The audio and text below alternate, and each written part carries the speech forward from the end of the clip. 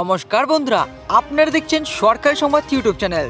তো বন্ধুরা, এই মুহূর্তের আজকে সব থেকে বড় খবর, এই মুহূর্তে মমতা বন্দ্যোপাধ্যায় জানিয়ে দিল যে পঞ্চায়েত ভোট কবে হতে চলেছেন, এর সাথে এই পঞ্চায়েত ভোটে এবার কারা কারা টিকিট পেতে চলেছেন, এই দুই বিষয়ে একদম পরিষ্কারভাবে জানিয়ে দিল আমাদের মাননীয় মুখ্যমন্ত্রী মমতা বন্দ্যোপাধ্যায়। তো আসুন বন্ধুরা, এবার দেরি না করে আমরা মূল ভিডিওটি শুরু করছি। তো বন্ধুরা, সবার প্রথমে আমরা জেনে নিচ্ছি যে এই পঞ্চায়েত ভোটের টিকিট এবার কারা কারা পেতে চলেছেন। তো বন্ধুরা, গতকালই আমাদের মাননীয় মুখ্যমন্ত্রী মমতা বন্দ্যোপাধ্যায় পরিষ্কারভাবে জানিয়ে দিলেন যে একটা মিটিং এর মাধ্যমে যে এবারের পঞ্চায়েত ভোটের টিকিট তারাই পেতে চলেছেন যারা সৎ মানুষ, ভালো মানুষ, যাদের লড়াই করার মতো ক্ষমতা রয়েছেন, তারাই একমাত্র এই পঞ্চায়েত ভোটের টিকিট পেতে চলেছেন। তো বন্ধুরা, এবার আপনারা পরিষ্কার হয়ে গেলেন যে এবারে পঞ্চায়েত ভোটের টিকিট কারা কারা পেতে চলেছেন। তো আসুন বন্ধুরা, এবার আমরা দেখে নিচ্ছি যে এই পঞ্চায়েত ভোট এবার কবে হতে চলেছে। হ্যাঁ বন্ধুরা, হাইকোর্ট থেকে একদম পরিষ্কারভাবে জানিয়ে দেওয়া হয়েছে যে হাইকোর্ট এই বিষয়ে কোনো রকম সিদ্ধান্ত নেবেন না।